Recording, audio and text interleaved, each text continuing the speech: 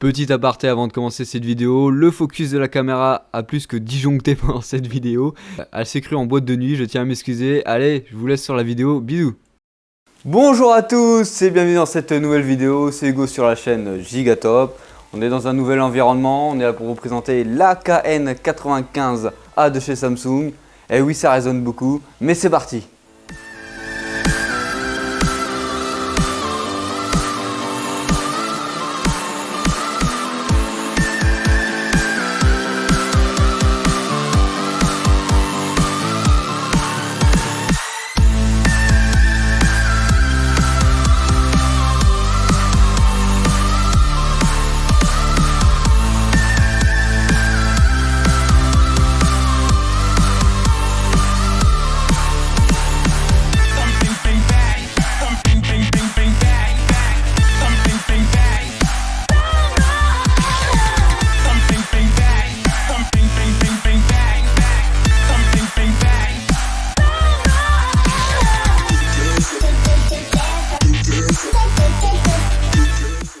Vous en avez pas marre d'avoir une télévision où vous voyez rien du tout dessus. Vous voulez regarder votre meilleur film dans la journée et vous ne voyez rien parce que les scénaristes, les producteurs ont eu un budget insuffisant pour vous mettre un film en pleine journée. Ils vous font toujours des scènes de nuit où vous avez du mal à les déchiffrer. Vous êtes obligé de plisser les yeux pour voir ce qui se passe.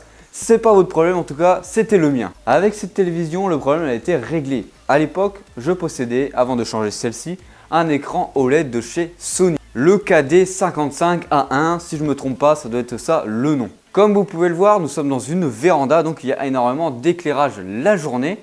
Donc j'avais énormément de reflets dessus et je ne voyais rien du tout car il n'y avait pas assez de luminosité. Mais tous les problèmes ont été réglés avec celui-ci. Là je suis en train de vous vendre la télé comme si c'était la meilleure télévision du monde. On va voir qu'il y a quand même quelques petits défauts. Dans un premier lieu, on va vous parler du design de celle-ci. Alors on peut voir que c'est une télévision assez sobre et assez simple dans son utilisation. Quand je dis sobre et efficace, c'est parce que c'est une dalle assez fine quand même.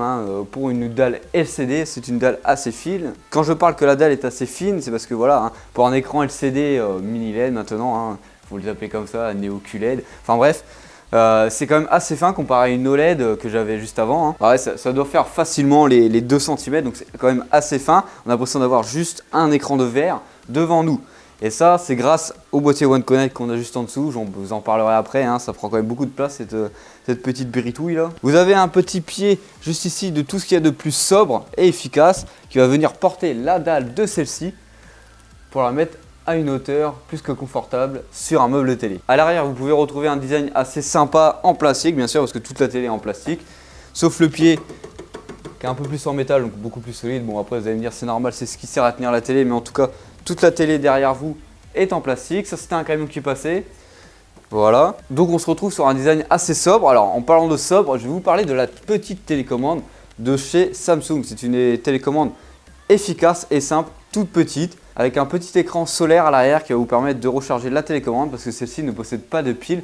Et ça, bon Dieu de bonsoir, que cette option est enfin disponible parce que changer les piles à chaque fois sur notre télécommande, c'est un peu chiant. Je me rapproche un petit peu, comme ça vous pouvez voir la tête de cette petite télécommande. On peut voir ici l'endroit pour la recharger et ici toute la télécommande en elle-même. Simple, efficace, vous avez tout simplement juste Netflix, Prime Video, Samsung Plus. Bon, j'en reparlerai après ça parce que c'est un peu chiant Samsung Plus quand même.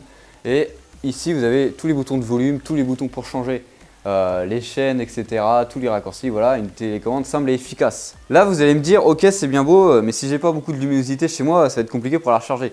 T'inquiète pas, parce que à l'arrière, tu as une entrée type C pour la recharger sur un chargeur de tout ce qu'il y a de plus basique. Pour comparer par rapport à l'ancienne télécommande que j'avais sur la Sony et par exemple par rapport à la Samsung, regardez-moi la différence de taille entre les deux télécommandes. Je me rapproche, regardez-moi ça. L'impression d'avoir un paquebot à côté d'un yacht de course à côté. En termes d'ergonomie, dans cette petite télécommande. Avant de parler des connectivités dans cette télévision, je vais vous l'allumer quand même, comme ça vous pourrez vous voir à quoi, quelle est l'animation de départ, comment celle-ci se comporte pendant que je parle. Hop là, la petite animation est lancée. Voilà, là ça lance sur Netflix. On peut voir que la luminosité est quand même assez faible pour l'instant. C'est normal, nous sommes réglés sur un mode qui s'appelle Filmmaker. Voilà, on peut voir que déjà que la télévision prend de la luminosité Parce que dans la théorie, elle est censée s'adapter à l'ambiance autour de nous. Là, elle était adaptée par exemple pour tout ce qu'il y a pour tout ce qui était soirée. Voilà. On va en parler plus tard de tous les modes disponibles dans cette télévision, mais je vais la mettre en intelligence mode.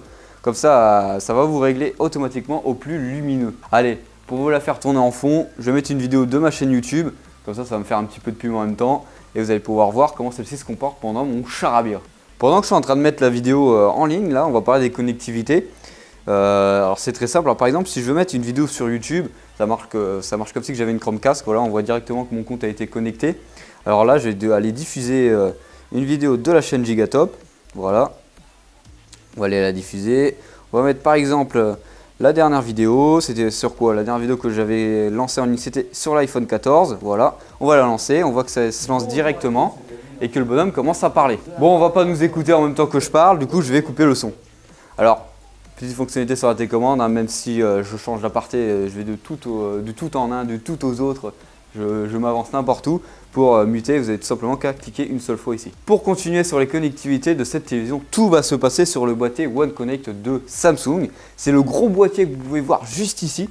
Regardez-moi comment il est quand même grand. On peut le voir par rapport à la taille du meuble ici qui est cassé. Vous allez avoir un seul câble qui va être relié derrière la télévision. Alors du coup, sur le boîtier One Connect que vous pouvez retrouver derrière, on a 4 entrées HDMI, dont une entrée ARC pour faire marcher là par exemple la petite barre de son que j'ai juste ici, que je vous invite à aller voir. J'ai fait une vidéo, c'est la Sonos Bin 2, Gen 2, voilà. Je vous mets le lien tout de suite à droite ou à gauche, je ne sais toujours pas où ça apparaît tout simplement. Vous allez avoir 2 entrées USB 2.0 à l'arrière du One Connect, une entrée optique pour vous brancher des enceintes en optique et après un câble LAN pour pouvoir brancher votre télévision à internet via un câble. Vu qu'on est en train de parler du boîtier One Connect, c'est une bonne idée de ne pas avoir mis toutes les connectivités derrière votre télévision, mais voilà, faut quand même réussir à le cacher et à le positionner quelque part. Parce que là, voilà, nous, il a la visibilité de tout le monde et ça fait quand même un gros machin à côté d'autres gros machins. Du coup, en plus, celui-ci, il est en plastique, donc pas de gage de qualité. C'est un peu comme la télé, elle est un peu en plastique partout. Vous avez des petites rainures tout autour pour cacher vos câbles. Ça, c'est assez intéressant, mais voilà, à part ça, on a un gros boîtier qui est déporté de la télévision. Ça n'a pas un réel avantage d'avoir tous les câbles derrière ou là, hein, en vrai. Du coup, au niveau connectivité sur cette télévision, vous avez tout ce qui est dans le boîtier One Connect que je vous ai présenté et tout. Après, vous pouvez envoyer vos vidéos Netflix, etc. sur la télévision directement comme si vous aviez un Chromecast. On va parler juste après du logiciel Tizen de la Samsung. Vous avez bien sûr la Wi-Fi si vous ne voulez pas le brancher directement en câble. Avant de parler du logiciel Tizen, je vais vous parler dans un premier lieu de tout ce qui est écran et ce qu'on ressent réellement en regardant cette télévision, en passant d'un écran OLED sur un écran LCD mini LED, hein, pour voir si on ressent réellement une différence ou pas. Cette télévision sort de l'Ultra HD avec un upscaling et qui va vous permettre de modifier l'image pour que celle-ci vous rende un rendu similaire à la 4K. Les principaux défauts normalement sur un écran LCD, c'est que vous n'allez pas avoir un contraste infini par rapport à un OLED et vous allez avoir un effet de blooming comme ils aiment bien l'appeler, c'est-à-dire que par exemple autour des lettres en blanc sur un fond noir, vous allez avoir un petit halo autour des lettres, une petite lueur. Alors moi personnellement, en étant passé d'un OLED à celui-ci, on ne le voit pas. Franchement, c'est vraiment chipoté, c'est vraiment zoomé, vous allez zoomer avec vos yeux sur la dalle pour le voir, mais vraiment dans le noir, sur un film, ça ne se voit pas réellement. C'est vraiment chipoté, c'est vraiment pour les experts qui veulent vraiment le voir, parce que voilà, personnellement, je ne le vois pas. Au niveau contraste, qualité, etc., pour moi c'est similaire à l'OLED que j'avais avant, hein. Ok, en termes de noir, ok, noir, des fois c'est pas un réel noir qu'on a, même si avec la technologie mini LED, ça devient possible, ça s'en rapproche. Mais dans la vie de tous les jours, on ne voit pas du tout la différence, hein. Vous mettez les deux télés à côté tous les jours et la personne ne va pas voir la différence.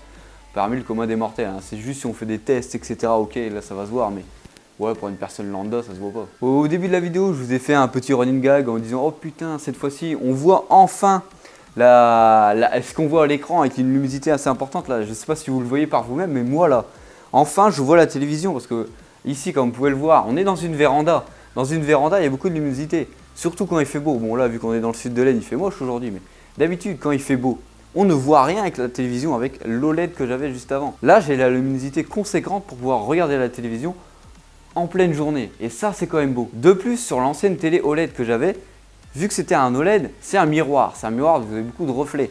Ici, on est censé avoir un anti-reflet sur cette télévision. J'ai encore un petit peu de reflets, mais c'est beaucoup mieux que ce que j'avais avant. Il n'y a pas beaucoup de reflets là. Je ne sais pas si vous, à la caméra par exemple, vous voyez qu'il y a du reflet à la télé. Moi, ici, quand je regarde l'image, pour moi, j'ai aucun reflet. Alors que sur l'autre télévision, j'avais du reflet à fond. Je vais l'éteindre pour voir si on voit quand même un petit reflet. Hop. Toujours la petite animation Samsung, voilà. Dites-le moi si on voit quand même un petit reflet, la télé éteinte. Je le verrai de toute façon au montage.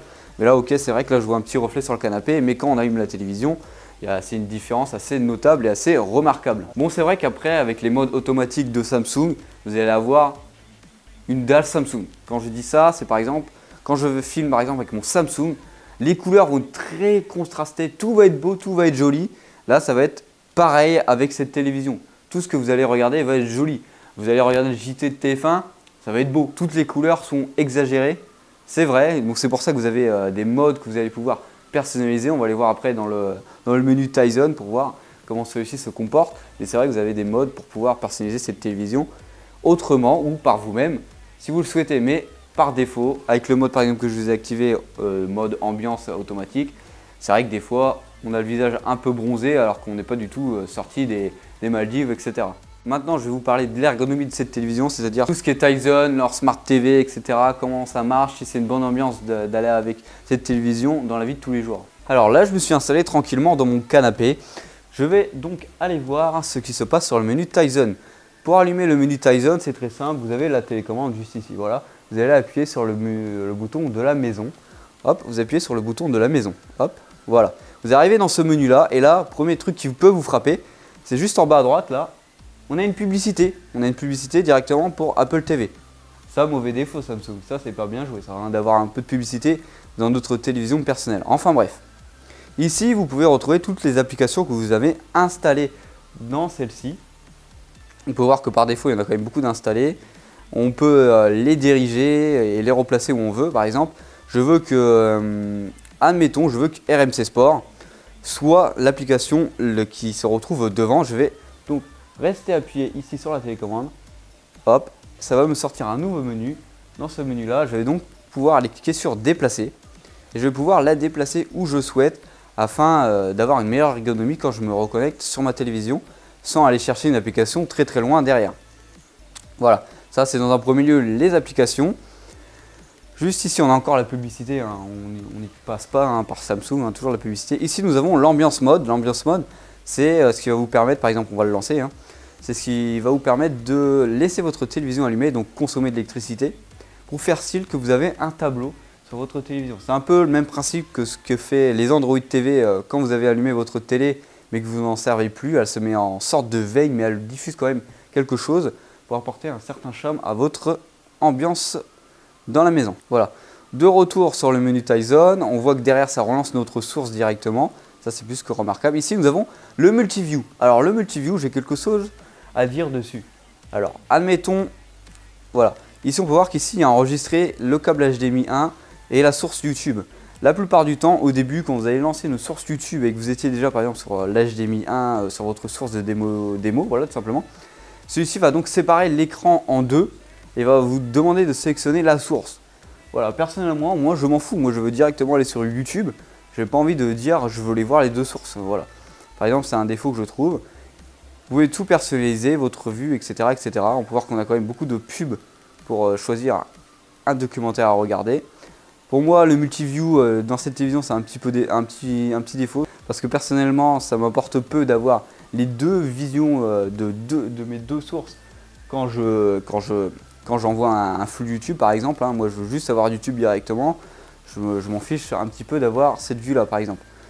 Après, quand vous rentrez dans les applications, en allant tout à gauche, vous avez les applications que vous pouvez aller télécharger, etc.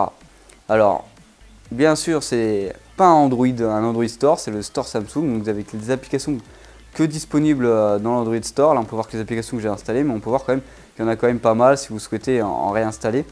Vous avez tout ce que en haut pour rechercher les applications. Voilà, on va quitter ce mode. Et on va donc aller plus loin parce qu'on a vu comment télécharger les applications, etc. Ici, nous avons le Smart Swing, j'arrive pas à le prononcer.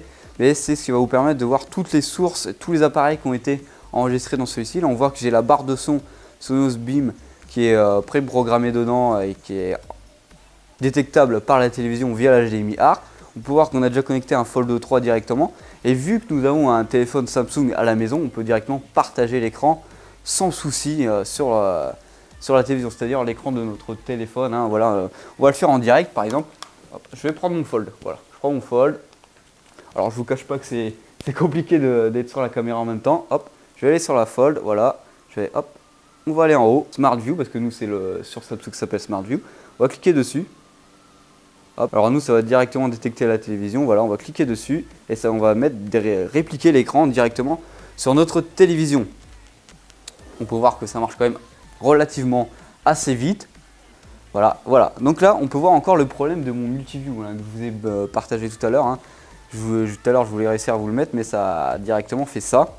Alors on peut voir que j'ai mon écran de téléphone à ma droite, mais j'ai aussi ce que je regardais avant. Mais moi, voilà, personnellement, je m'en fous de ce que je regardais avant. J'ai partagé mon écran, moi c'est ce que je voulais voir directement. Et ici, vous allez devoir donc passer en plein écran. Il va nous demander d'enregistrer des scènes à chaque fois, mais on s'en fout de tout ça. C'est assez énervant quand même au fil du temps, parce que nous, on veut directement partager notre écran. C'est pas ce qui nous intéresse le plus. Ok, voilà, donc on voit que directement mon écran marche directement. Hein, ça marche directement bien sur la télé. Là, pour le déconnecter, c'est tout aussi simple. Alors revenons-en à notre petit menu. Voilà, tout simplement, j'ai du mal à parler, mais c'est pas très grave. Hop, on va revenir ici. On était au Smart Things, pardon. Ici, juste après, nous avons les sources de la télévision. Donc le Samsung Plus, la source HDMI, nos périphériques externes, c'est-à-dire pour nous c'est la barre de son. Voilà, etc., etc. Vous avez beaucoup de configurations. Ici, nous avons les paramètres. Alors dans les paramètres, vous allez pouvoir régler tout ce qui est le Wi-Fi. Ici, nous avons le mode intelligent qui va régler votre télévision selon la luminosité, etc. Voilà, je l'ai désactivé. On peut voir que par défaut, j'ai mis sur le mode Field Maker. Mais on peut changer. Hein. On peut mettre en dynamique, en standard. Après, on peut le mettre en naturel. Voilà, vous pouvez choisir les réglages par défaut que vous souhaitez. Alors, bien sûr, selon les réglages, la télé va consommer plus. Ça me semble logique. Ici, vous avez tout ce qui est sortie son. Vous pouvez choisir soit le téléviseur, soit la barre de son. Alors, si j'ai mis une barre de son, c'est que le son de la télévision n'est pas folichonne, elle est correcte, sans plus que ça. Et ici, vous avez le mode jeu, apparemment qu'on ne peut pas activer avec le mode Filmmaker. Voilà.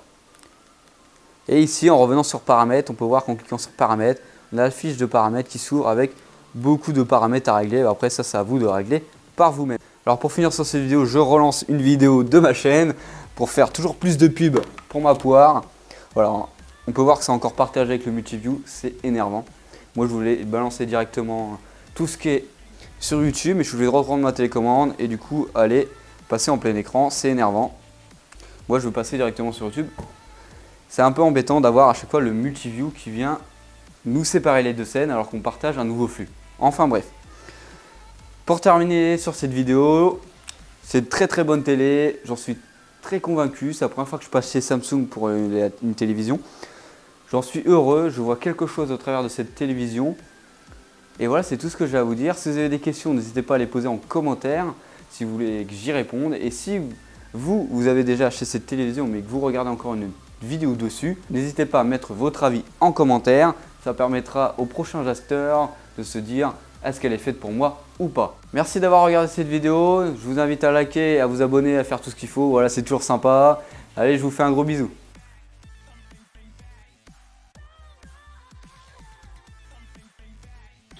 Une carte Netflix de 50 € est cachée dans cette vidéo.